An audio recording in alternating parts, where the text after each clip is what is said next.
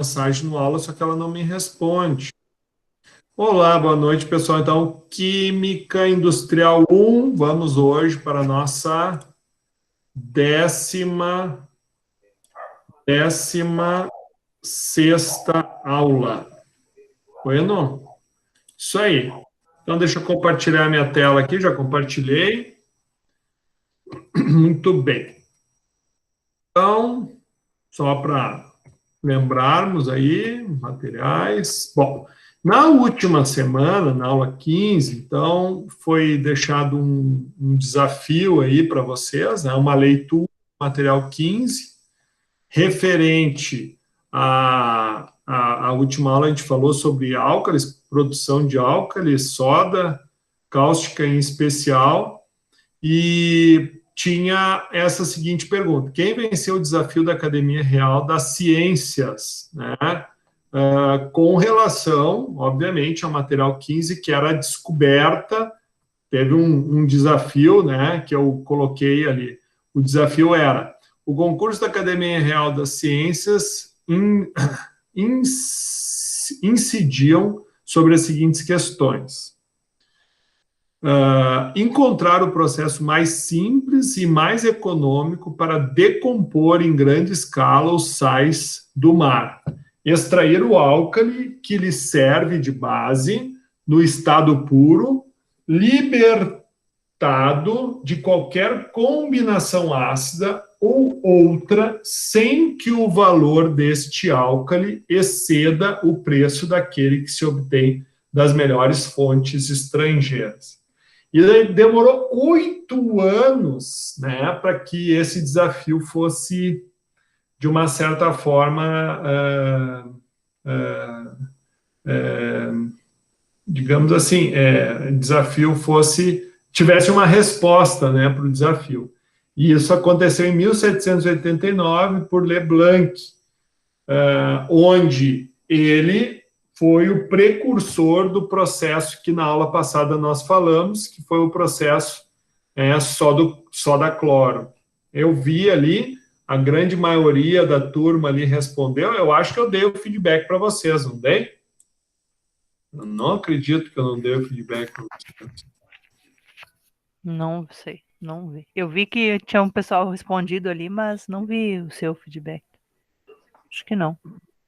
Deixa eu só dar uma confirmadinha aqui, que se eu não der, eu anoto aqui, porque eu tenho que dar. Era mais participativo, né? Mas era muito importante que vocês fizessem a leitura do paper, um paper muito, muito interessante. Eu acho que assim, ó, ele é bem dentro da linha do que nós trabalhamos na aula, nas primeiras aulas, né? Lembram? Eu acho que eu não dei o feedback não aqui, ó. Perfeito. Vamos ver aqui, então. Vou dar o feedback agora. Josi, Leblanc, Alejandro, Fernando, Leblanc, Débora, Juliana, Leblanc, Karine, Cristiano e Fabiano. Ótimo. 1, 2, 3, 4, Ué, 5, cadê o meu? 7, 8. Ah, mas eu te respondi, né? Olha o lugar que tu botou, Carla. Tu deu Aonde você? retornos. Aonde que eu Tu deu coloquei? lá em dúvidas. Foi lá na primeira. Bêbada já. Eu acho. Então, tá contigo, deu 9. Aqui eu vou te mostrar onde é que tu colocou. Ai, pior, eu não achava onde colocar e achei que era ali. Mas é na aula, né? Tu não Viajando. vai ser dando. Foi. Ó. Oi, cara. Lugar errado. Lugar errado para a resposta certa, tá? Tá bom. Bom, pelo menos a resposta estava certa, ainda bem. Tava certa, né? Mas é sempre o TDE, eu procuro fazer no espaço da turma ali, né? Não sei que eu não Beleza, achei então o lugar. foi 9 de 10, 90% da turma fez. Somente a colega aí, que se vocês puderem, mais uma vez, dizer que eu estou, né, gostaria muito de estar conversando aí com ela para entender o que a gente pode fazer para ajudar. Tá bom? Tá, vou mandar uma mensagem para ela de novo agora. Por favor. Pegou minha água, né? Meu filho veio aqui embaixo pegar minha água, deixa eu dizer. 9 de 10. Perfeito. Muito obrigado, viu, pessoal, por terem feito a atividade. Agora, então, podemos... lembrando que todo o material que o professor posta ali, né, no aula, é material que deve ser lido pelo aluno, que deve ser explorado, porque, em tese, é conteúdo, né, dado, ok? Então, hoje, por exemplo, hoje a gente vai ter aí, na aula 16, nós vamos ter um total de mais 3 materiais, tá? Onde também vamos ter uma atividade avaliativa de TDE, ok? Que é um trabalho em dupla. Então, deixei já um espaço aqui para definição de quais são as duplas. Daqui a pouco a gente chega lá e conversa um pouquinho mais. Bom, então, finalizada essa parte aqui, vamos então... Bom, pessoal, assim, percebam o seguinte, ó, o que o professor está buscando, não sei se vocês estão se dando conta. A intenção não é detalhar o processo, entrar no sentido de explorar ao máximo um processo industrial, tá? A gente está vendo, sim, o processo, estamos vendo qual é o papel do químico dentro desses processos, ok? E dentro das habilitações que ele vai receber do conselho de classe, dentro destas habilitações, o que vai envolver de atividades? Então, nós vimos lá em ácido que uma das atividades é que vocês têm que saber, né, reconhecer um fluxo de processo e conseguir, de uma certa forma, mapear quais são os balanços de massa envolvidos nesse processo e também é possível vocês determinar também o balanço de energia envolvido no processo. Então, nós vimos isso com ácido sulfúrico. Vimos também outros processos, principalmente o professor explorou muito a questão de onde buscar os produtos químicos, né? Bom, quem são os fabricantes nacionais? Aonde que a gente vai buscar os fabricantes nacionais? Que nem há pouco estava falando com o Alejandro, a empresa que ele trabalha é uma empresa que faz saneantes, mas também revende alguns insumos. Então, o que acontece? É sempre muito útil na nossa área química nós termos esse tipo de conhecimento, porque comprar bem a um preço adequado, com uma pureza desejada, quer dizer sucesso num processo de fabricação. Então, nós falamos aí de alguns produtos, né, algumas commodities, digamos assim, com um processo produtivo robusto, como ácido sulfúrico, um processo robusto, como o processo soda-cloro, mas hoje nós vamos entrar numa linha um pouco mais misturinha, né, uma linha um pouco mais voltada também voltada também à realidade de muitos químicos, né, que vão estar desenvolvendo, né, suas atividades e, quem sabe, até empreendendo nessa área. Porque, lembre-se, primeiro trimestre nós falamos disso, né? Eu apresentei para vocês onde é que o químico pode trabalhar, quais vão ser as funções dele, e dentro dessas funções entrou pesquisa, entrou desenvolvimento, entrou responsabilidade técnica, entrou o empreendedorismo dentro de uma empresa e também, que seria o intraempreendedorismo, mas também o empreendedorismo no sentido de tu estar criando o teu negócio. E nessa aula de hoje, nós falando de água sanitária e álcool gel, nós vamos entender um pouquinho sobre o que é isso, né, quais são as rotas, as conversões químicas e a aplicação desses produtos. Vocês vão ver que é uma outra área de atuação. Então, o professor falou um pouquinho de processos robustos, e agora a gente entra numa linha mais de saneante, né? E vocês vão ver que um universo de possibilidades se abre, mais uma vez, para os químicos, tá? Então, essa cadeira é uma cadeira introdutória, que ela tem, embora muitos de vocês não estão sendo introduzidos, né? Mas ela acaba apresentando para vocês muitas possibilidades, principalmente no sentido de, opa, pô, mas eu faço química para isso? Olha, olha, tranquilo, que interessante. Um dos desafios que vocês vão ter vai ser daqui duas aulas vocês vão produzir sabão em barra em casa, né? Como vocês vão fazer? A gente ainda vai trabalhar a formulação na próxima aula, mas o desafio vai ser de vocês, no conforto da casa de vocês, estar desenvolvendo a formulação e tá, de uma certa forma, fechando, né, o nosso semestre com chave de ouro. Então, nós vimos desde, né, do surgimento da química, da importância dela para o mundo, né, da era industrial, depois essa química chegando no Brasil, dos primeiros desenvolvimentos, envolvendo, né, Brasil colônia, extração, né, de caldo de cana, uma produção mais primária, depois uma produção de aço, e daí veio a evolução mais industrial, até nós estarmos tendo uma visão das indústrias químicas no Brasil,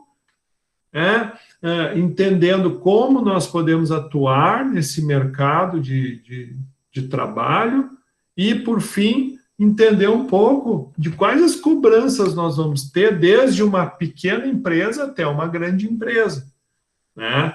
E é muito importante a gente ter isso em mente, por quê? Porque vocês, como químicos industriais, vocês não vão conversar com um peão. Até vocês vão, sim, conversar com o peão. Desculpa, acho que eu me expressei mal. Mas o nível de contato de vocês é com diretoria, né? O status que vocês vão ter é status de assumir responsabilidades, e responsabilidades compartilhadas com quem manda, com quem organiza, com quem orienta estrategicamente o negócio.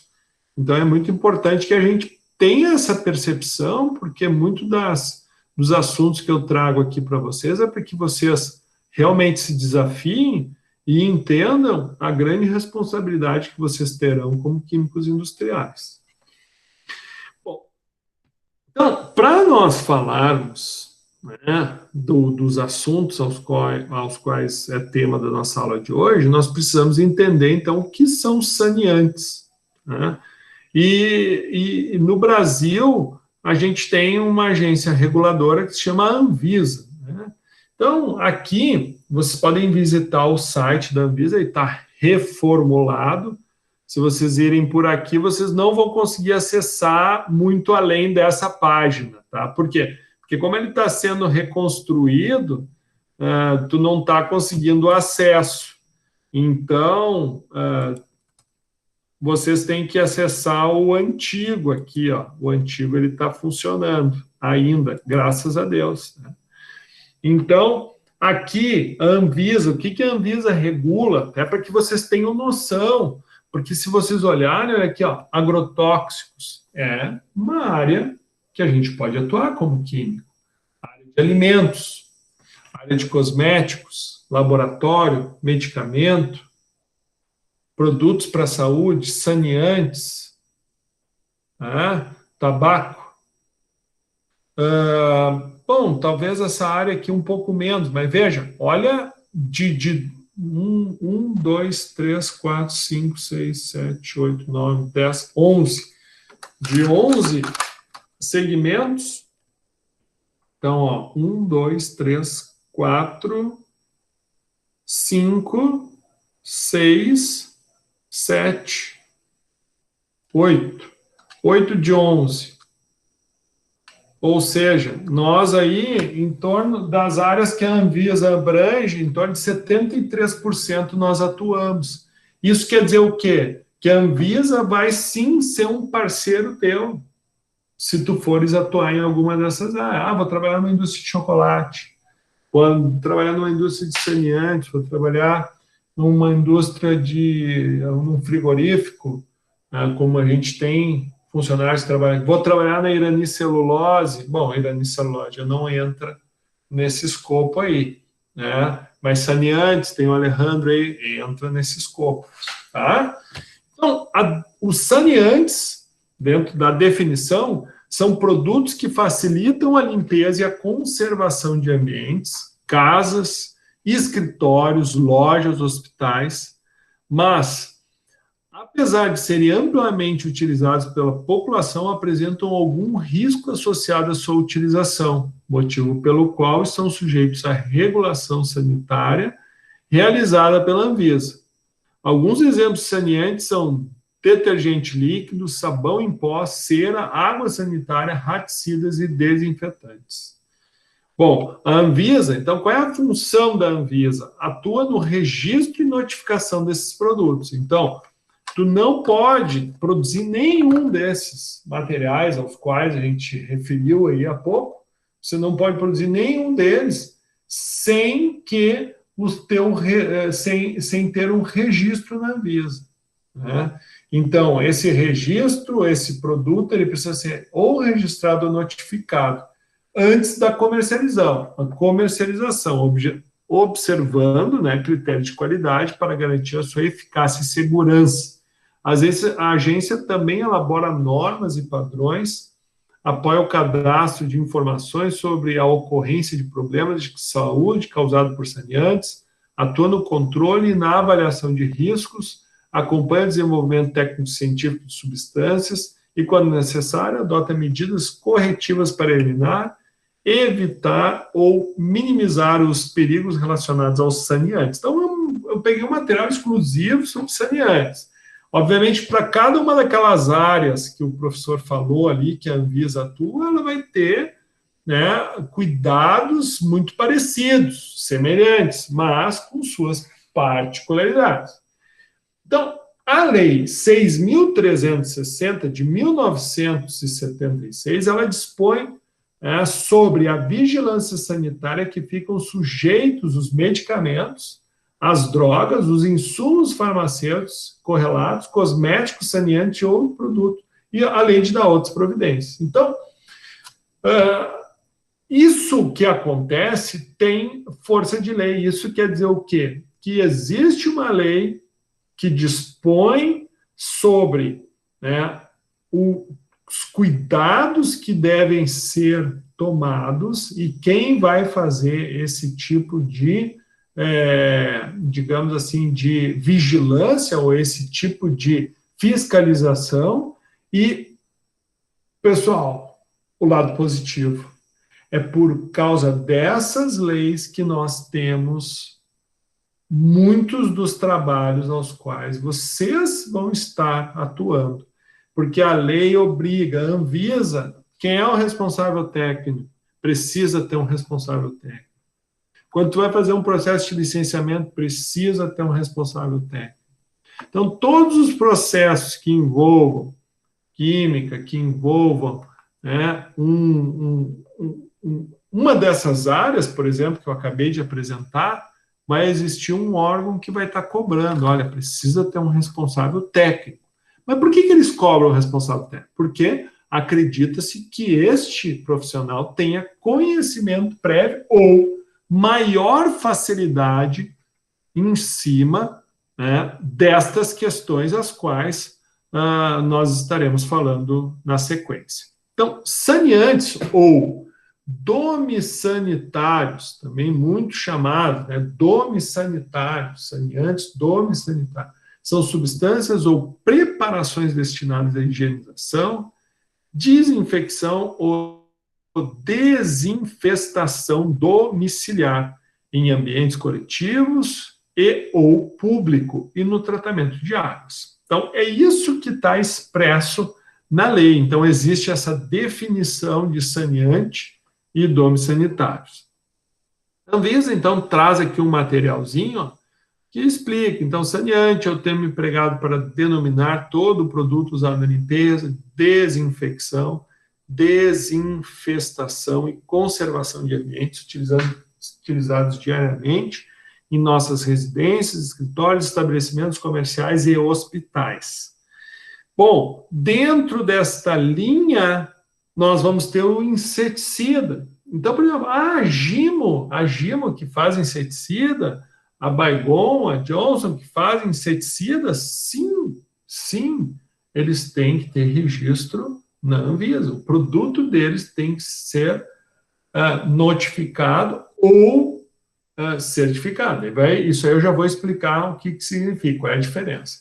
Então, o inseticida é destinado ao combate, à prevenção e ao controle de insetos em habitações, recintos e lugares de uso público e suas cercanias. Então, por exemplo, aqui no Rio Grande do Sul, para uma empresa atuar na atuação como um controle de pragas, essa empresa, então, tem que ser cadastrada na FEPAM, ela tem que ter sua licença obtida junto à FEPAM.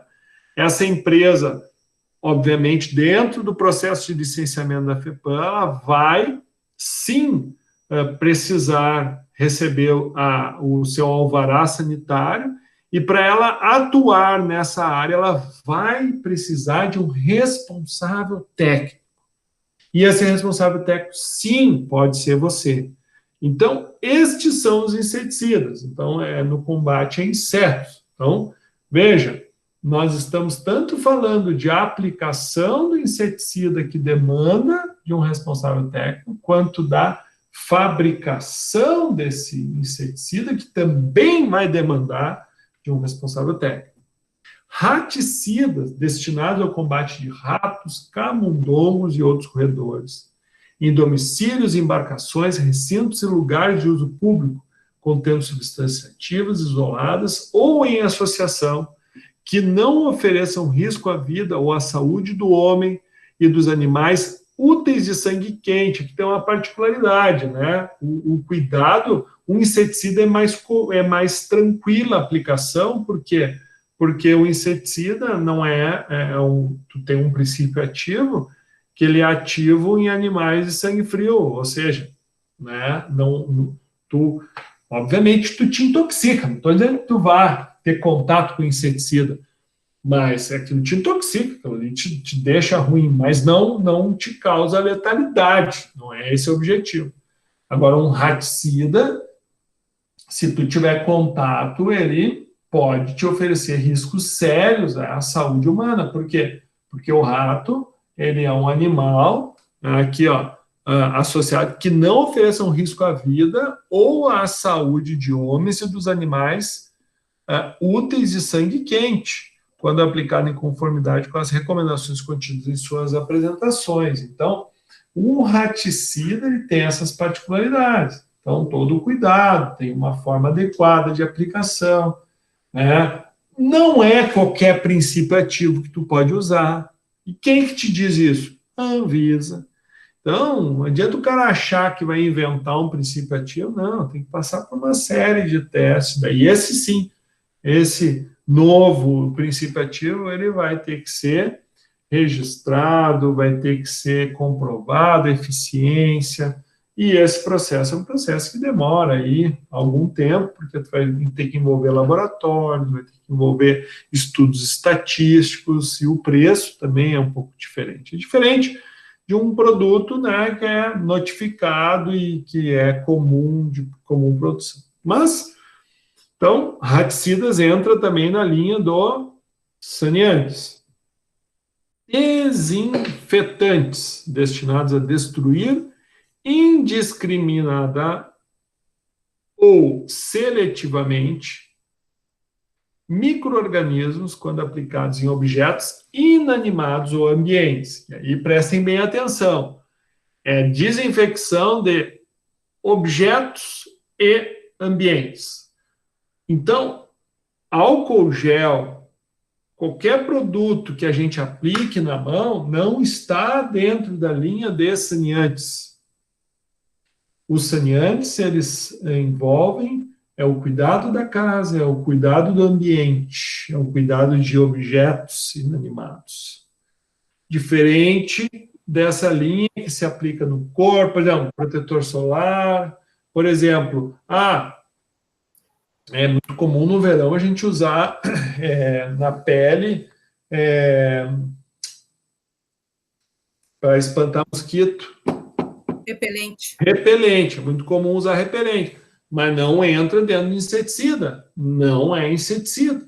Ou seja, onde é que se classifica um repelente? Fica dentro de cosméticos. Então, esqueçam tudo que eu estou falando aqui. Cosmético é outra linha que a Anvisa também regula, que também vai precisar de químico, que também vai ter boas práticas de fabricação, que também vai ter uma série, né, de necessidade na área da química, mas que não é nosso foco nesse instante. Então, o professor, posso pois contribuir? Não.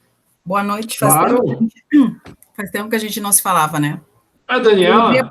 Isso. Mas, guria, eu estava preocupado contigo, guria. Não, passei uma época aí bem meio conturbada, mas que agora estou se alinhando. Fala. Eu botei ali no chat que engloba também, no caso, eu abri uma empresa de sanitização e quem o órgão regulador, no caso, quem dos produtos é a Anvisa, porque eu uso o quaternário de amônia e ácido peracético. Porque tu tem que, na realidade, tu precisa ter, né, tanto como desinfetante, licenciada na FEPAM, quanto tu também precisa, né, receber o certificado da vigilância sanitária, o alvará sanitário, né, e te cadastrar na Anvisa. Também tem tu tem AF porque tu está fabricando, é isso? Não, eu não estou fabricando. Eu só uso os produtos que foram autorizados pela Anvisa e pela OMS. Mas tu não tem a AF, né? Tu não tem Não tenho AF. A autorização de funcionamento de empresa, né? Sim. Não, para fabricação ainda não. Mas tem processo aí para controle de pragas. Aí é uma outra linha também, né? Isso, controle de pragas, perfeito. A Bruna, olá, dona Bruna. Isso mesmo, controle de pragas. Eu falei, né, também, um pouquinho, acho talvez antes de tu entrar, que é uma área que também precisa de responsável técnico, né, que é uma área que, para a empresa... Eu escutei tu mencionar. Isso, que a área para atuar precisa tu já está com a tua licença da FEPAM? Fez já? Ou ainda não? Não, porque envolve bastante coisa, né? Isso, mas tu precisa. Precisa da licença e passar ali para aquela questão do alvará sanitário e também impacto de vizinhança. Isso, por causa que é produto químico, é chatinho o processo, mas você, química, pode fazer. Isso que eu digo, hoje o professor, ele atua muito nessa área. Eu faço muito esse tipo de serviço, eu faço registro de produto na Anvisa, eu faço registro de empresa na Anvisa, eu faço formulação de produto, eu dou assistência técnica, eu tenho responsabilidade técnica, então eu fico, bastante intenso, porque é muito mais fácil tu trabalhar num lugar só, né? Mas, devido às circunstâncias, tu não consegue ficar lotado num lugar só, porque tu vai ver, é que nem assim, às vezes tu tem bastante demanda no início, mas depois que o processo está estabelecido e que tu tem uma sistemática, e tu tem pessoas que fazem os controles nos tempos determinados, obedecem uma instrução de trabalho, tu vê que o teu trabalho ele fica muito mais para controle de qualidade, muito mais para solução ou para melhoria de processo do que propriamente para uma necessidade de continuamente ficar acompanhando o processo, né?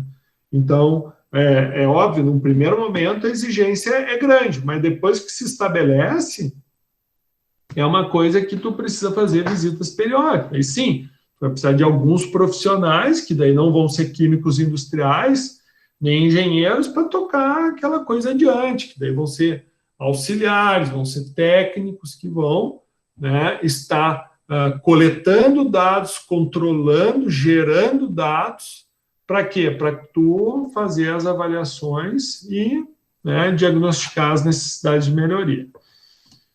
Detergentes, então, são destinados a dissolver gorduras e a higiene de recipientes e vasilhas e a aplicação de uso doméstico. Então, esse material todo, né, em termos de quais as legislações específicas, quais as RDC, que são as resoluções colegiadas, tá, normativas, que a Anvisa determina, todas elas nós encontramos aqui dentro. Por exemplo, para saneantes tem uma biblioteca de regulamentações, para cosméticos tem outro, para medicamentos tem outros, para laboratórios tem outros, e assim por diante. Tá? Bom, como que se classificam, então, esses saneantes?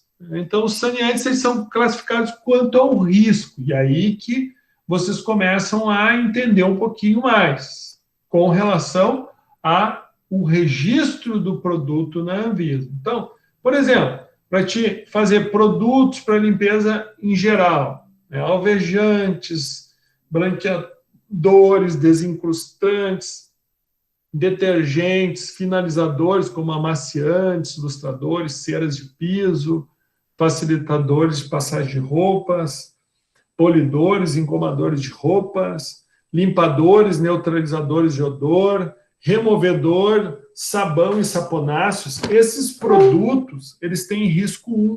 Então, eles são produtos de formulação muito já comuns, que não oferecem riscos acentuados. Não estou dizendo que eles não tenham risco.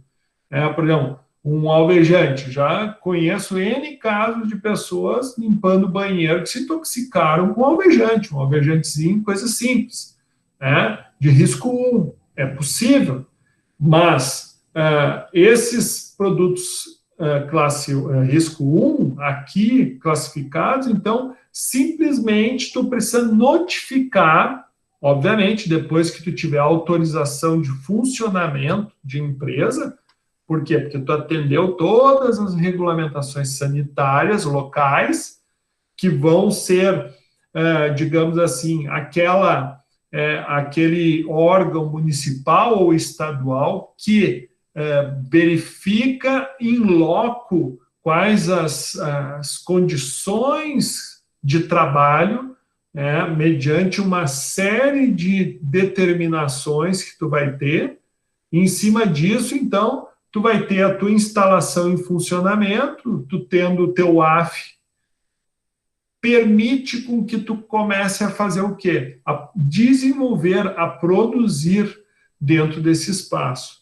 E esses produtos risco 1, então, simplesmente tu notifica, né, faz uma petição dentro da Anvisa, notifica que tu está produzindo um alvejante da marca tal, bota rótulo, dá todas as características dele, especificação técnica, e esse produto, sim, ele vai, depois de algum tempo da análise do teu processo, tu pagar a taxa e tudo mais, esse teu produto, então, ele recebe um registro, né? E esse registro deve ser identificado, obviamente, dentro do rótulo.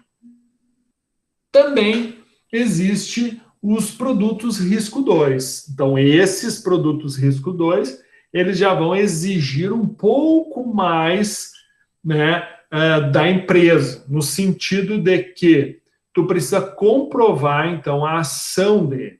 Então, tu vai desenvolver, por exemplo, um produto fortemente ácido, que tem um pH menor ou igual a 2 e fortemente alcalino, um pH maior ou igual a 11,5. Então, se tu fizer qualquer produto dentro dessa faixa de pH, esse teu produto não pode ser notificado, ele vai ter que ser registrado. Desincrustante ácido, desincrustante alcalino, produtos com ação antimicrobiana, como desinfetantes, desodorizadores de superfície e ambiente, esterilizantes, fungicidas, algicidas, potabilizador de água, água sanitária, produtos desinfetantes, inseticidas de jardinagem amadora, moluscicidas, raticidas, repelentes, produtos biológicos à base de micro-organismos, produtos à base de micro-organismos viáveis que tenham a propriedade de degradar a matéria orgânica e reduzir odores provenientes de sistemas sépticos, tubulações sanitárias e outros sistemas semelhantes. Então, esses produtos, eles precisam passar por uma série de testes. Então, tu vai ter que pagar esses testes, eles vão ter que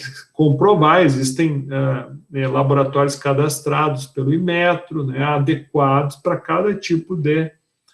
Que, obviamente, tu vai achar o cadastro deles no próprio site da Anvisa. Professor. Pois não. Uma dúvida. Entra só como saliente os inseticida, fungicida que é usado dentro de casa, né? Os que é usado no campo entrariam nos agrotóxicos. Isto, bem observado, bem observado. Então, tudo isso é fungicida, algicida não, mas moluscocida, inseticida é dividido em dois. Os que são usados Isso. E os que podem ser usados dentro de casa. Isso aí. Porque esses daqui entra bem dentro da linha saneante, né? Se a gente voltar lá, eu acho que vale a pena voltar. Ó, aqui, ó. Saneantes são produtos da conservação de ambientes, casas, escritórios, lojas e hospitais. O que foge desses ambientes já é outra denominação. Professor, fala bem. A gente aqui denomina mais ou menos para separar o risco 1 e o risco 2 de produtos que são, vamos dizer assim, perigosos à saúde. Os riscos 1, a gente diz que eles não envolvem a saúde do usuário. Agora, os riscos 2, sim, eles estão envolvidos diretamente no risco do usuário. E aqui uma questão que a gente trabalha aqui na empresa, que são os produtos da linha automotiva. Produto para detergente automotivo, ele não entra no escopo da Anvisa justamente por isso. Ele não está na linha domiciliária. Apesar de ser uma embalagem que caberia nas notificações, né, de uso doméstico, como ele é uso profissional, né, ele é um produto para lavar o carro, ele não entra como notificação de Anvisa. Ele pode ser notificado, mas ele não tem a necessidade de ser notificado. Ou seja, o que quer dizer? Que tu pode produzir ele sem ter a AF, por exemplo. Isso. Porque para te registrar... Por que tu vai obter a AF da Anvisa? Quando tu tem que registrar produto. O que o Alejandro acabou de... O Alejandro, né? Isso. O que o Alejandro acabou de dizer é o seguinte: se eu não preciso registrar, se eu não preciso notificar meu produto, então, em tese, qualquer empresa produz, né? É óbvio que quando tu cai nesse limbo, digamos assim, tu acaba ficando naquela assim, ó, de fato, qual é o meu segmento? Eu sou indústria química ou eu sou uma indústria de saneantes, né? Então, uma indústria que faz, por exemplo, esse tipo de linha que não se classifica como saneantes, acaba sendo uma indústria química, entendeu, Alejandro? Sim. Daí, da mesma forma, quando fizer os licenciamentos, quando tu tiver, às vezes... É que daí o que acontece? Não vai ter uma Anvisa te cobrando. Né? Tu não vai ter uma Anvisa que vai estar te questionando. Ou seja, tu não vai precisar... fazer parte, digamos assim, tu não vai estar no teu hall de, digamos, de licenças ou no teu hall de alvarás o sanitário, né? Não precisa ter alvará de funcionamento, né? Que envolve ali a liberação do teu estabelecimento para funcionar como tal, para funcionar como uma indústria. Por exemplo, uma lavanderia. Uma lavanderia não precisa estar cadastrada na Anvisa, muito embora utilize produtos que tenham que ser notificados ou registrados na Anvisa, mas ela não precisa. Mas ela precisa, sim, ter o alvará sanitário. Sim. Certo? Sim, professor. Obrigado. É a mesma coisa, um restaurante. Um restaurante precisa ter um alvará sanitário. Né? E aí a gente vai, né? Daí cada segmento industrial vai ter um tipo de legislação específica, né? Então, dentro dessa linha de saneantes, acho que foi bem colocado aí pelo Alejandro. Obrigado pela contribuição, que daí entra como um leque, né? Por exemplo, qualquer um de vocês que queira desenvolver uma linha automotiva, opa, é uma taxa a menos, é um segmento a menos.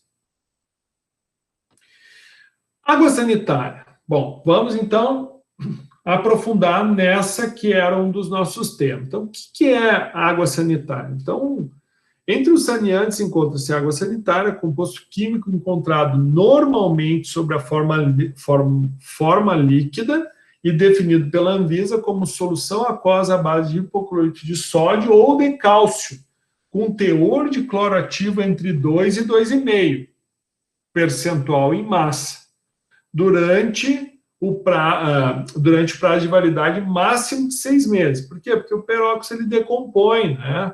Então, não aumentou, né, Alejandro, o prazo, né? 6 meses. Sim, esse aí mantém 6 meses.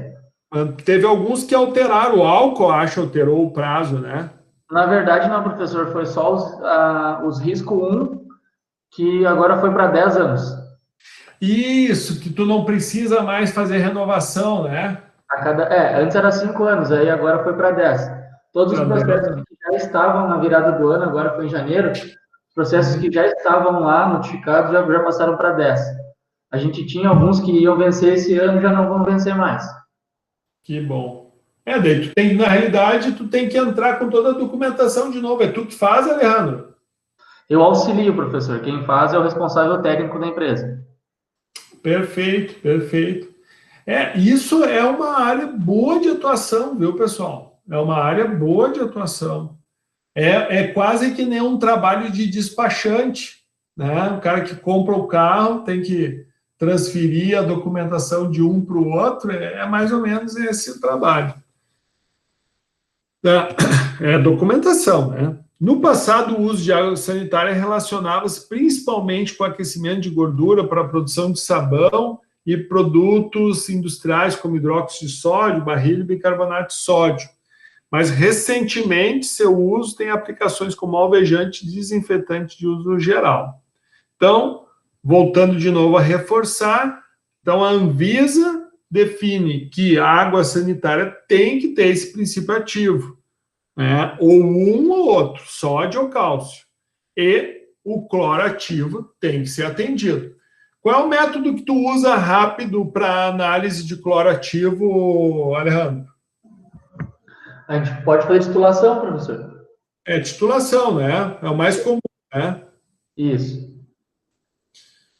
Tu faz por iodometria, né? Sim. Perfeito. A gente agora não tem feito, a gente está mandando para uma empresa parceira que faz o laudo para a gente porque está saindo mais em conta. Escuta, velho, uma dúvida. E agora sim, ó, eu vou bater um papo de químico para químico. Ó. Tu nunca fez uma correlação do ensaio? Né? É uma dica que eu estou te dando também, e ao mesmo tempo que é uma dica, é um bate-papo. Tu nunca criou uma correlação entre o cloro,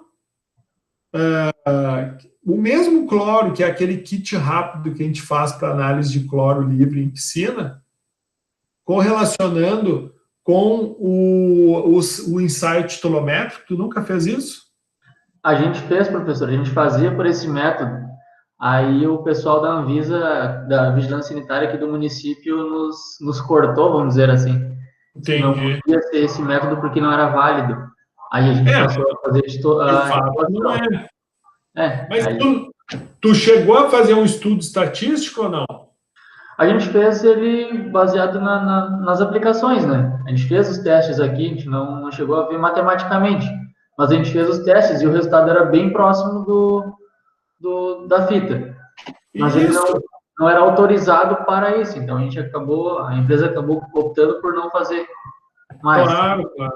Porque tem até esse para cloro ativo, para piscina, tem uns que é o mesmo que tu usa para análise de água, de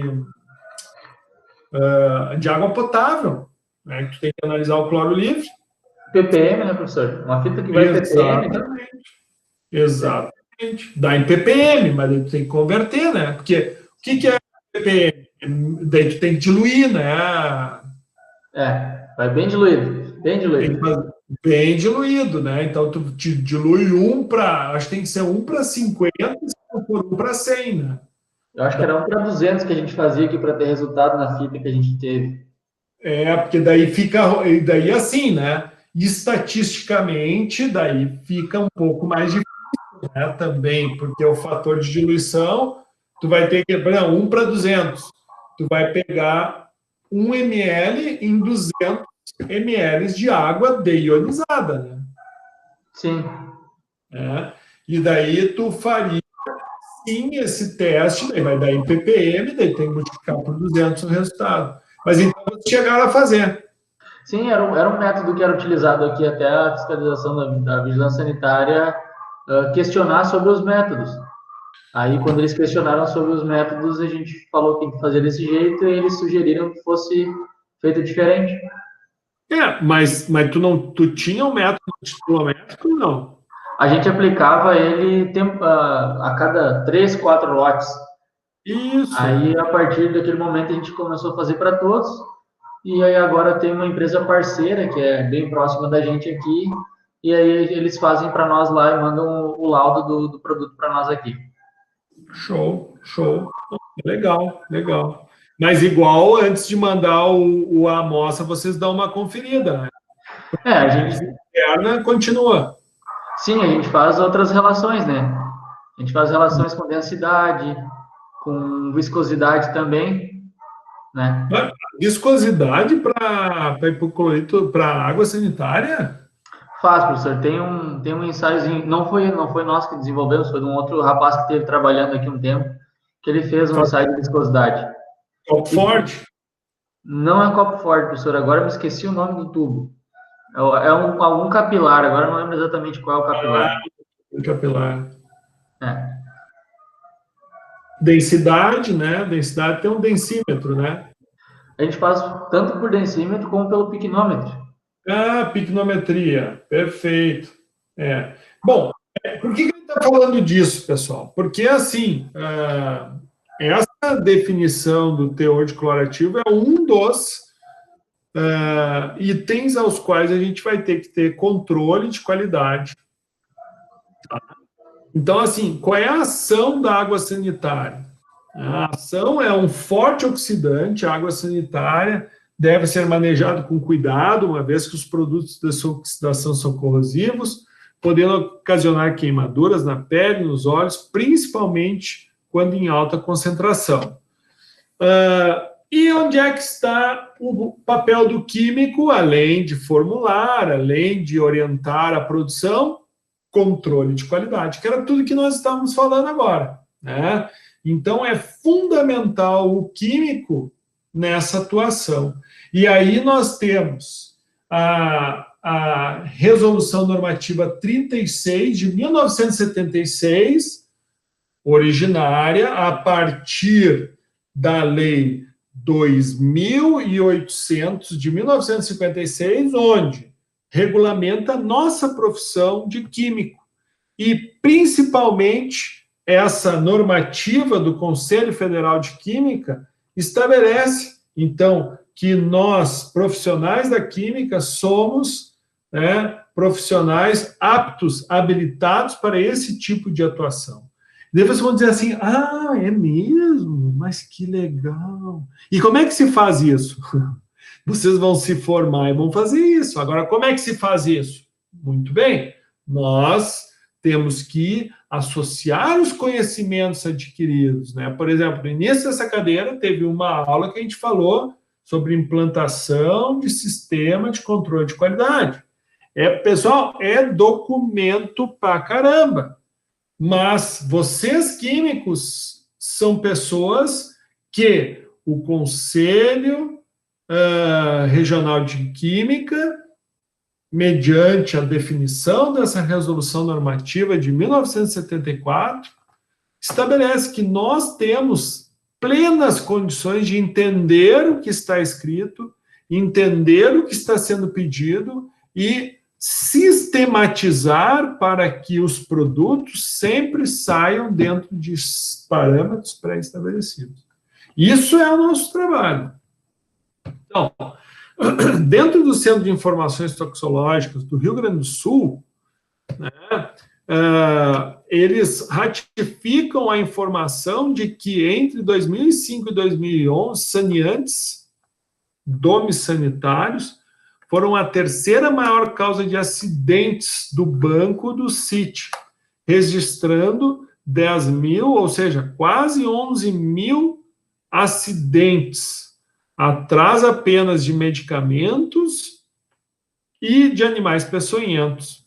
Então, veja, pessoal, como, embora a gente viu ali, inclusive o Alejandro até comentou, com relação ao risco 1, risco 2, mas que oferecem, sim, um grande número de incidentes, acidentes, aos quais a gente, né, precisa ter esse cuidado. Então, imagina, se acontece um acidente em casa, imagina tu dentro de uma indústria dessas, tu orientando, tu fazendo com que a coisa aconteça, né?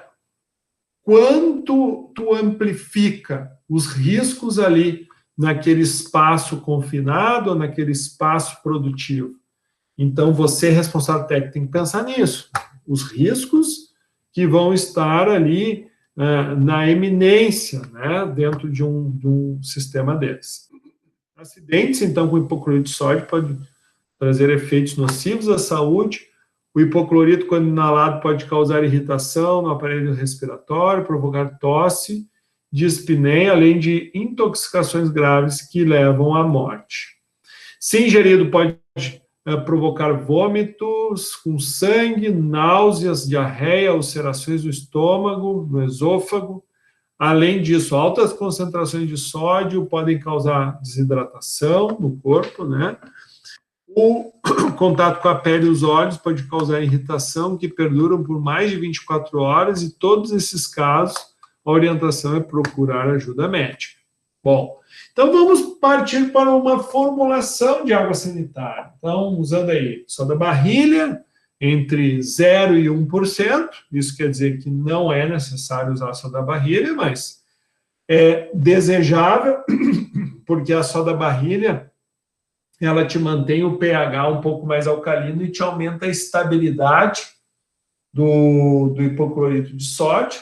O hipoclorito de sódio vai depender muito da concentração dele, né? O hipoclorito de sódio ele vem de 10% a 12%, então esse percentual vai ter que oscilar até tu achar aqueles 2,5% de cloro ativo.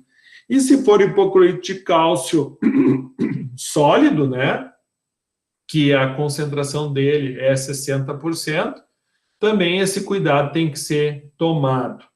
E o resto é veículo, é água, né? A água utilizada para saneantes não há necessidade de ser uma água desmineralizada. Ela pode ser uma água da torneira, uma água que a gente tem que tomar alguns cuidados.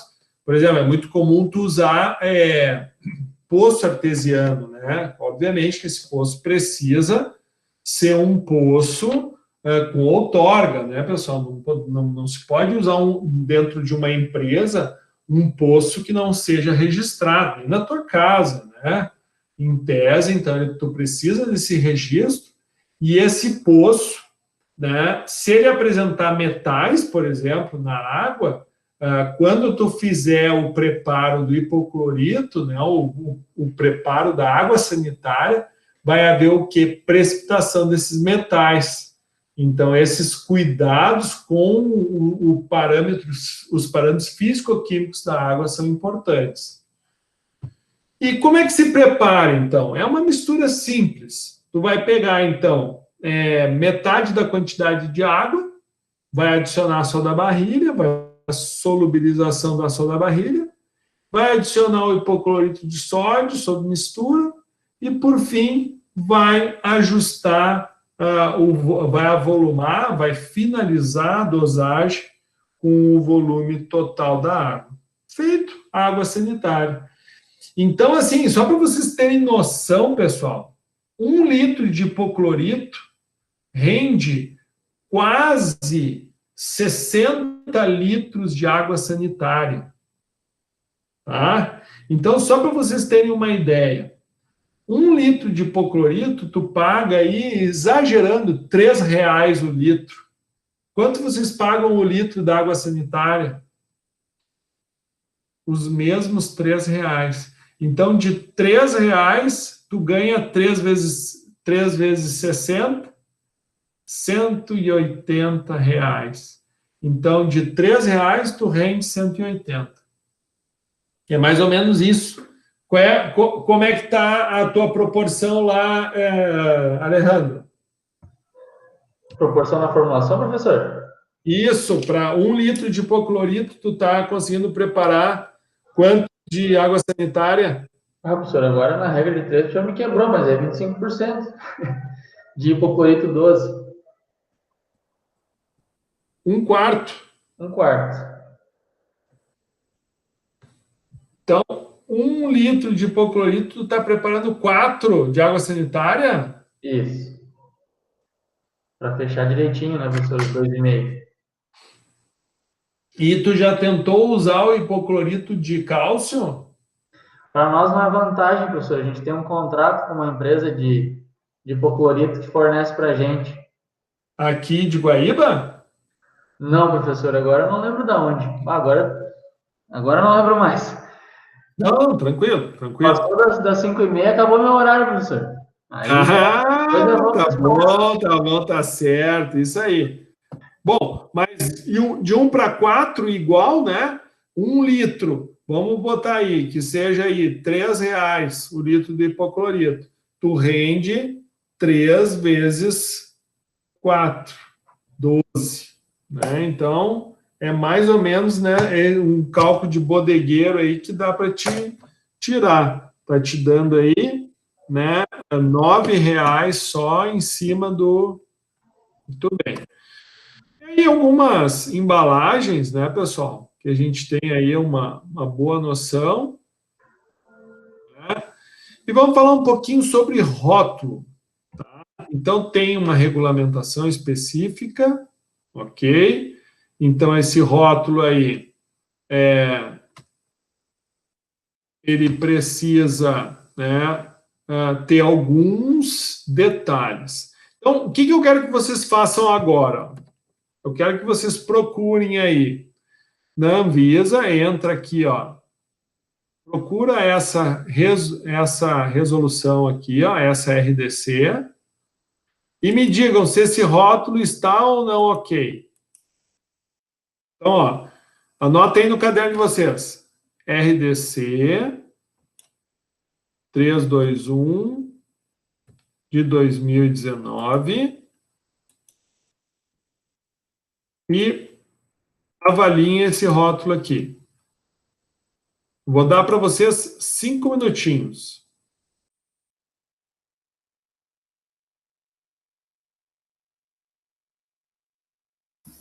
O professor, repete para mim agora ali na Anvisa. Não consegui acompanhar.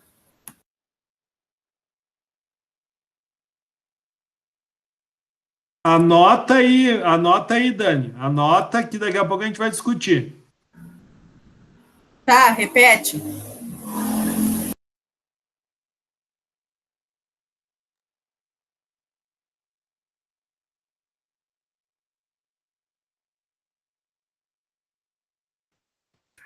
Pior que também não peguei. RDC e não vimos o resto. Caí 230. da apresentação. Vamos de novo. Espera aí, deixa eu apresentar minha tela aqui. O que você tem que fazer? Vocês vão ter que procurar na internet essa resolução e me dizer se esse rótulo que vocês estão enxergando está de acordo. Anotem aí que daqui a pouco a gente vai discutir. Entendeu? Não, peraí. Tá pequenininho. 3, 2, 1. É o outro, prof. O anterior. E agora? O slide anterior, professor. Para pegar o número do negócio, do RDC Não, tá aqui 321. embaixo, ó. RDC 321/2019. 2019, tá. Ali.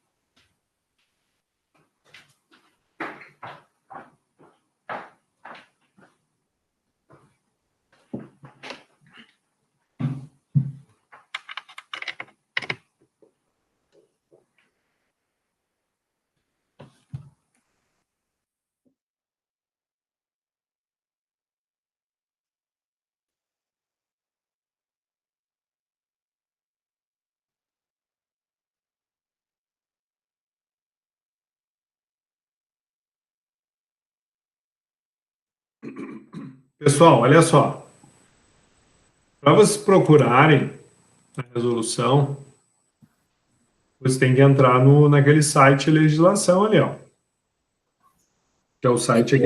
Que é o site antigo também, né, senhor? Oi? Se vai procurar no novo, não, eu não achei. Eu peguei pelo aquele que tu tinha passado. O antigo, Isso. Anvisa. Esse mesmo.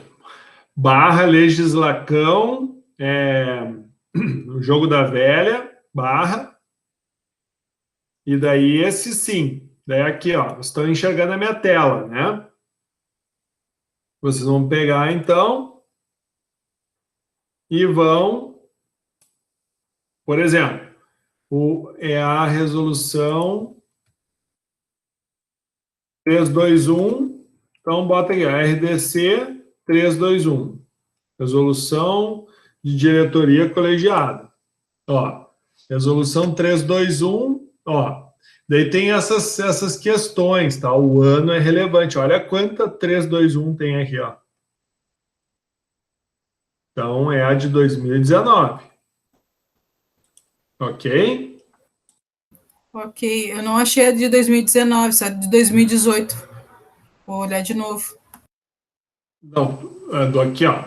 321, 2019. A primeira aqui, ó. Daí aqui, vocês vão clicar aqui, daí tu entrou, obviamente, né? Ela te explica, ó. Dispõe sobre regulamento técnico para produtos saneantes categorizados como alvejantes à base de hipoclorito de sódio ou de cálcio. Então, tu vai entrar aqui. Entrou aqui, vai te abrir, como vocês estão enxergando aí, ó, resolução de diretoria colegiada, RDC 321, 28, de novembro de 2019. Dispõe, blá, blá, blá. É que explica tudo, tá? E lá, ó, no capítulo 5, tá? Rotulagem. Então, existe ó, o texto do rótulo deve ser legível e deletável, ou seja, não pode molhar e apagar, no idioma do país em que será comercializado, podendo estar escrito simultaneamente em outros idiomas. Não pode ser gravado em alto ou baixo relevo diretamente nas embalagens.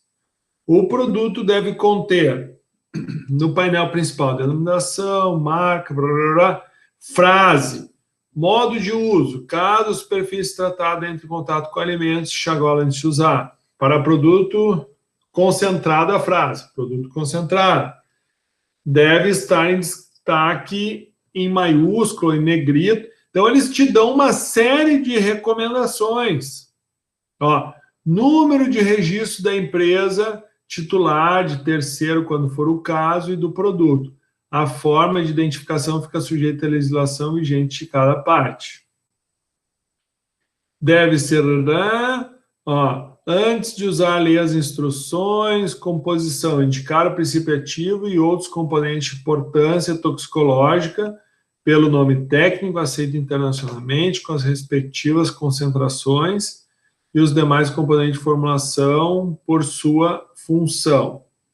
A frase, não misturar com outro produto, a mistura com ácido ou produto à base de amônio gera gases tóxicos. Cuidado em caso de acidentes. Produto irritante. Ó, então tem uma série de informações. Uma que eu me atentei bem aqui, ó, é o número de registro da empresa. Então, vamos ver o que tem aqui, ó, nesse rótulo.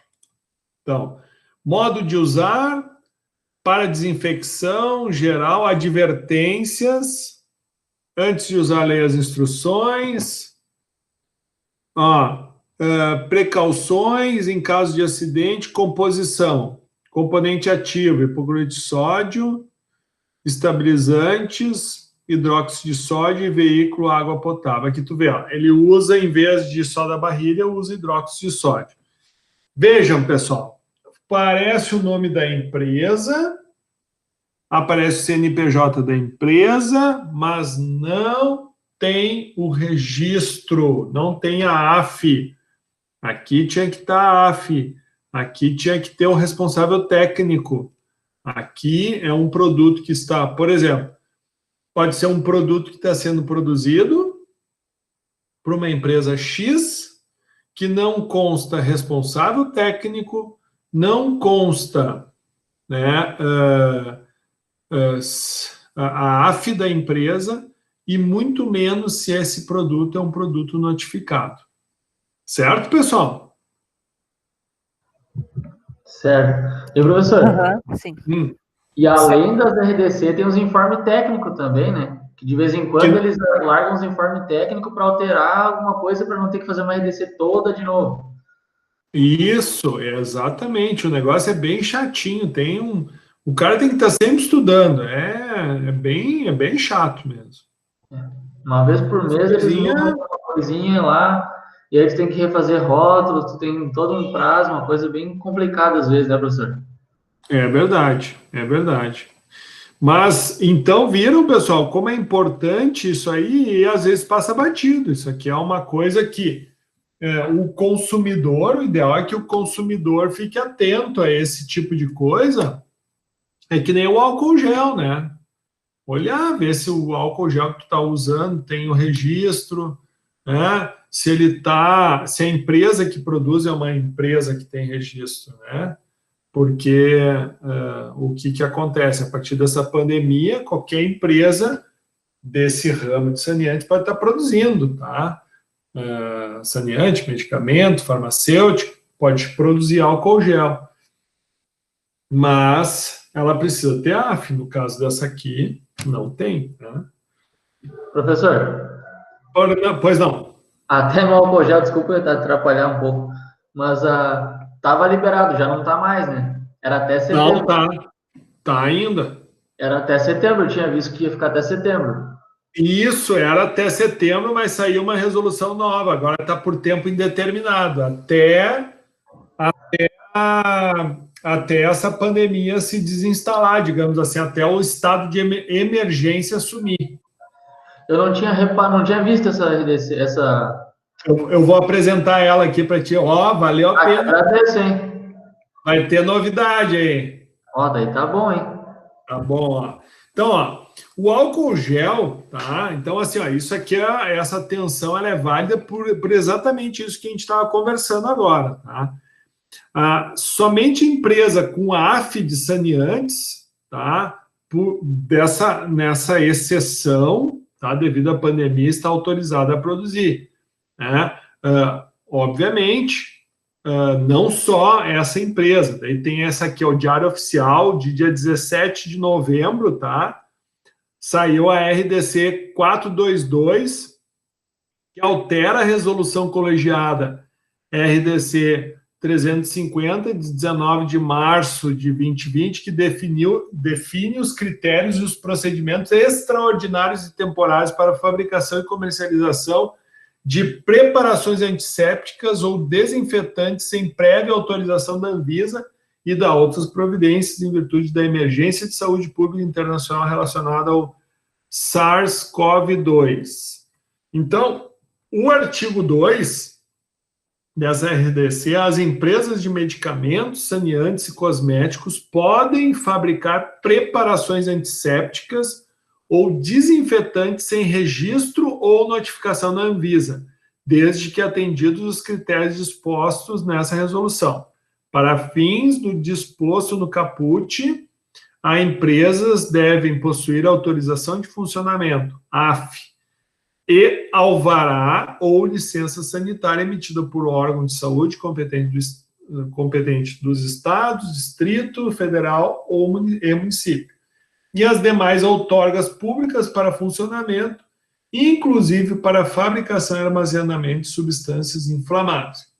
Pequena observação. Mas, principalmente, tem a AF, tá, Alejandro? Então, tendo a AF, não precisa nem notificar, nem registrar. E as empresas podem fabricar somente produtos referentes à categoria para a qual está regulamentado: medicamentos, cosméticos e outros saneantes. Então, no caso, uma empresa de saneantes se enquadra no inciso primeiro aqui, ó. Para as empresas fabricantes de cosméticos e saneantes, a permissão de fabricar e comercializar sem registro ou notificação da Anvisa, de forma temporária e emergencial, se aplica exclusivamente à preparação antisséptica à base de álcool etílico na fração ou percentual em massa de 70%, ou 70 INPM, nos mais diversos tipos de formulação em qualquer forma física, qualquer gel, líquido, contemplando as preparações oficiais e não oficiais para fabricantes de cosméticos. E também desinfetantes para superfície fixa à base de álcool etílico na fração percentual em massa de 70%, nos mais diversos tipos de formulações em qualquer forma física, contemplando as preparações oficiais e não oficiais para fabricantes saneantes. Então, Alejandro, tá liberado, tá? Daí tu entra aqui, ela que lá diz, se eu não me engano, eu acho que é o último artigo ali, fala sobre que ela está em tempo indeterminado. Aqui. Olha aí, ó. Isso aqui foi o álcool gel que nós produzimos aqui na Ubra. Estão me ouvindo aí, pessoal? Sim, professor. Alto e claro. Eu vou botar o áudio aqui, porque quando o vídeo ele não passa. Ó, eu vou passar o videozinho aqui do nosso álcool gel, produzido na Ubra. A Dani ajudou, né, Dani? Sim, fez parte dessa dessa etapa. Tu acredita que vai voltar ou não? Ah, mas ainda tem bastante ainda. Vai começar.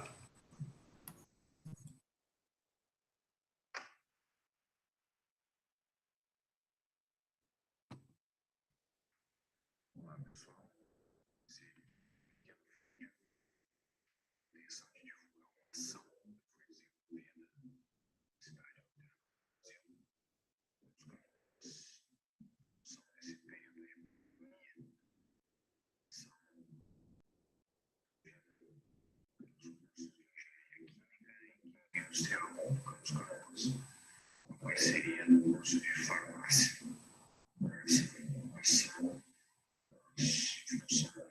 Carência. Isso.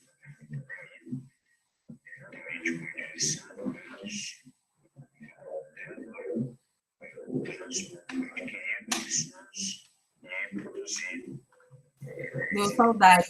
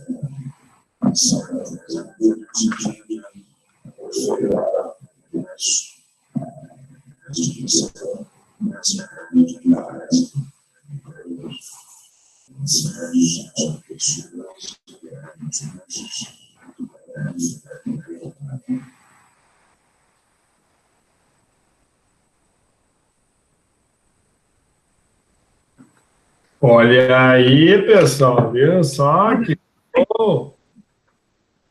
Que show! Bueno, deixa eu voltar aqui, baixar o volume, senão eu vou ficar surdo. Eu tive que ligar a caixinha de som aqui em paralelo, para que daí o som é captado no microfone do Meet, daí você estava ouvindo, correto? Muito, muito baixinho, professor. É verdade. Muito Ficou baixinho. abafado, não dá para entender. Eu acho que ele está pegando o microfone do fone, professor. Não, eu tinha desligado, porque eu usei o mesmo canal. Talvez tinha que ter colocado mais perto do microfone do computador.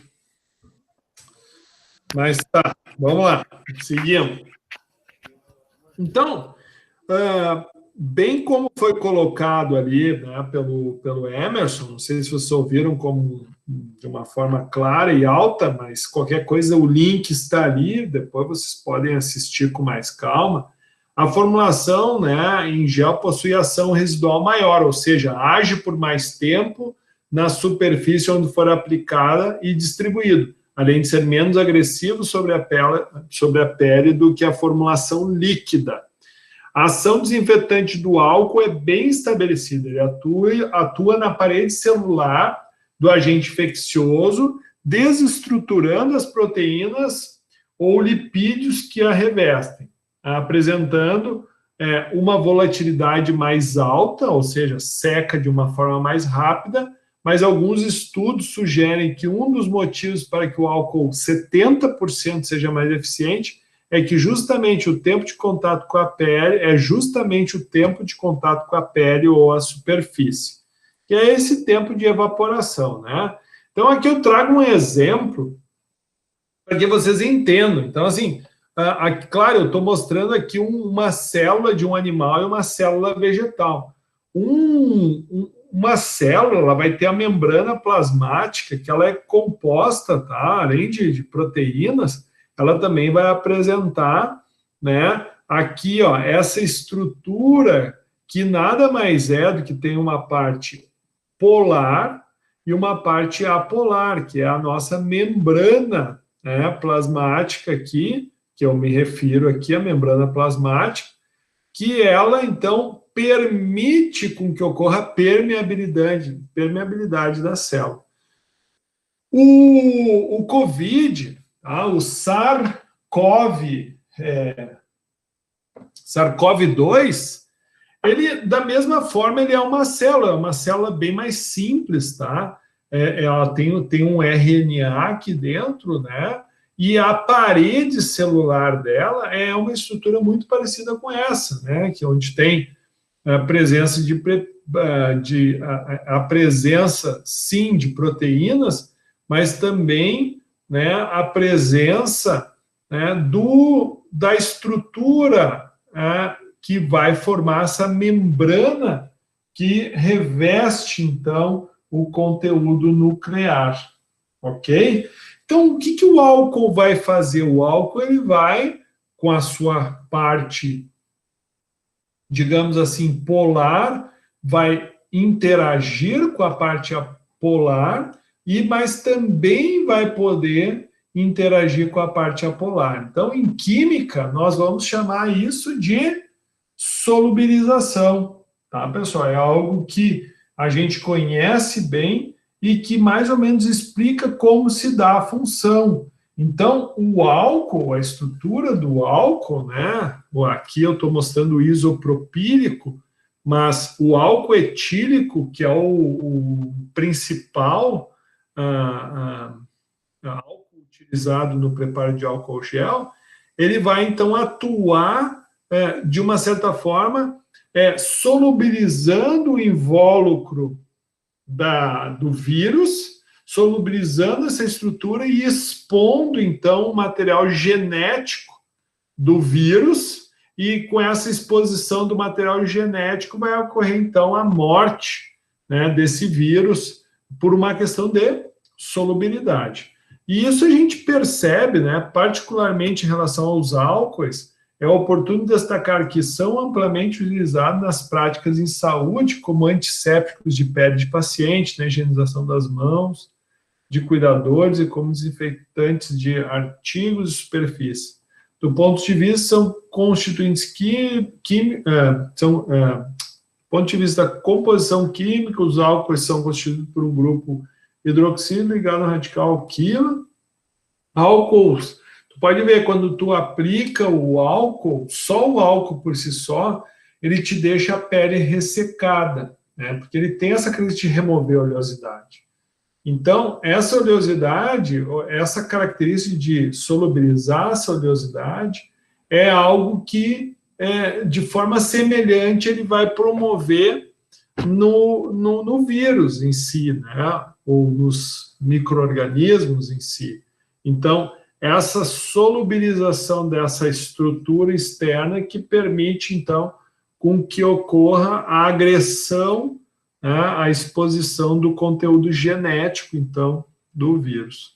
Então, eles não são tóxicos e têm uma excelente atividade contra uma série de micro-organismos. O álcool, na concentração 70%, se apresenta como melhor agente degermante, atingindo as bactérias gram-positivas e gram-negativas, os fungos e os vírus, e nenhum efeito residual. O álcool tem apresentado resultados satisfatórios na antisepsia das mãos, e quando apresentado na solução em gel, não ocorre ressecamento da pele, né? Aqui as fontes eu estou passando para vocês, caso vocês queiram depois dar uma lida mais detalhada. Bom, qual vai ser, então, a composição do álcool gel ao qual a gente está se referindo, ao qual uma empresa de saneante está podendo produzir, tá? O grau de hidratação é um fator importante para a atividade antimicrobiana, sendo a solução alcoólica 70% peso-volume, superior sobre diferentes concentrações alcoólicas. Sua atividade antimicrobiana decresce acentuadamente em concentração inferior a 50 e superior a 70. Então, gira de 50% a 70%, uma boa faixa. Esse material 22 que o professor disponibilizou para vocês tem todas as formulações possíveis para a produção de álcool gel, e é um material que foi disponibilizado pela Anvisa, objetivando exatamente atender essa necessidade. Então, depois vocês acessem ali, vocês vão ter bastante material. Vamos ver esse videozinho aqui do CRQ. Deixa eu botar aqui o áudio, eu vou tentar deixar mais próximo do microfone aqui. Espera aí. Aumentar bem o volume. Vamos de novo.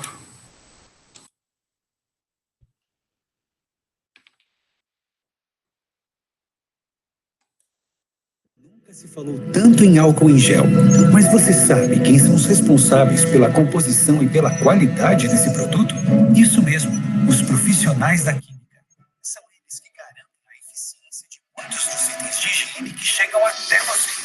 Profissionais da química e sistemas CRQs, indispensáveis para o Brasil e para a saúde de todos, hoje e sempre. crqm.org.br.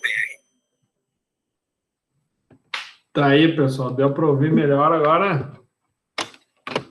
Sim. Bem melhor, professor. Ouvi melhor.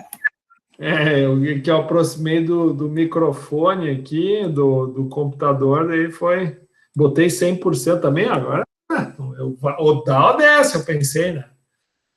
Bueno, então, ó, segundo, né, o CRF, tá? Então, aqui, porque isso é produto também, né, de atuação do farmacêutico, tá? Por isso que está explícito aqui CRF. O álcool etílico ou etanol a 70% peso, volume, ou peso, tá? Ou 77 graus GL, que é quando tu usa o densímetro, contém a mesma concentração de etanol, porque aqui tu tem volume, e aqui tu tem peso, tá? O grau Lusac, ele te cria essa correlação, por causa que a densidade do álcool etílico é diferente, tá, pessoal? Mas é tranquilo, tá? E possui a mesma ação antisséptica sobre micro-organismos, vírus e bactérias. Bom, quais são as matérias-primas, então? Eu falei para vocês, naquele material da Anvisa tem outras formulações. Eu trouxe uma para vocês. Então, álcool etílico, 75%, né? Aqui a gente está falando em peso, tá? Água deionizada, até fechar os 100%, né? Carbômero 980, tá? Tem outros também, mas o carbômero é o agente estruturante, tá? O carbômero, né, é um material polimérico que vai reagir com a trietanolamina para quê? Para formar o gel. Então, esse material ele deixa o pH um pouco deslocado para o ácido e tu precisa trazer esse pH para neutralidade utilizando, por exemplo, uma trietanolamina, que é uma amina orgânica, né? Também dá para ser com soda, mas a trietanolamina é menos agressiva.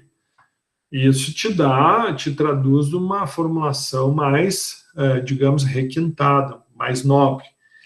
A glicerina, que tem a função emoliente, né, que tem a missão de hidratar, né, e, digamos assim, minimizar um pouco a ação agressiva do etanol em termos de remoção, né, da oleosidade da pele, muito embora a gente precise dessa característica para que ocorra, então, a invasão do vírus, né, e o parabeno, que é um agente biocida, né, que tem a função, então, de não...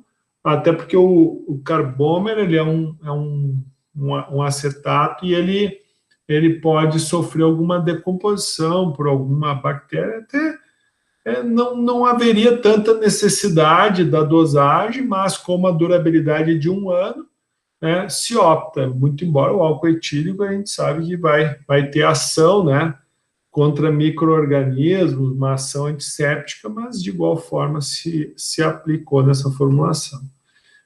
Como é que se prepara? Então, dilui o álcool, né, diluir no álcool o polímero, né, o carbômero e o parabeno, agitando lentamente, procurar não incorporar ar, porque como vai formar um gel, esse gel, se incorporar ar, ele vai ficar, né, vai ficar todo com bolhas dispersas. Então, a ideia é não, né, promover de uma forma muito rápida essa agitação, de uma forma bem lenta. Adicionar a glicerina, homogeneizar, né, após cada adição. Adicionar água, agitando lentamente até 95% da quantidade do objeto de fabricação. E agora sim, adicionar lentamente a solução de trietanolamina sob intensa agitação até atingir o ponto de gelatinização, devendo ser controlado o pH até que este fique entre 7, no máximo 8.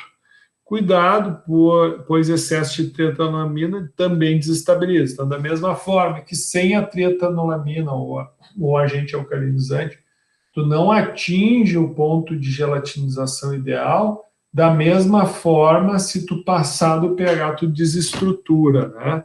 Então, o controle de pH é importante para a limpidez da mistura.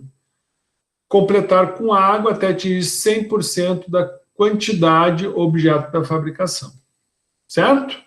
Bom, aqui então N embalagens, né? Exemplos aí, exemplos de rótulos também. Da mesma forma, os rótulos eles têm que atender uma regulamentação específica, e bem como o Alejandro mesmo colocou, vocês vão ver que eles têm uma certa mudança, tem que existir uma certa, digamos, visita com periodicidade para checar quais são as resoluções da diretoria colegiada, se teve alguma alteração, não, então é muito importante.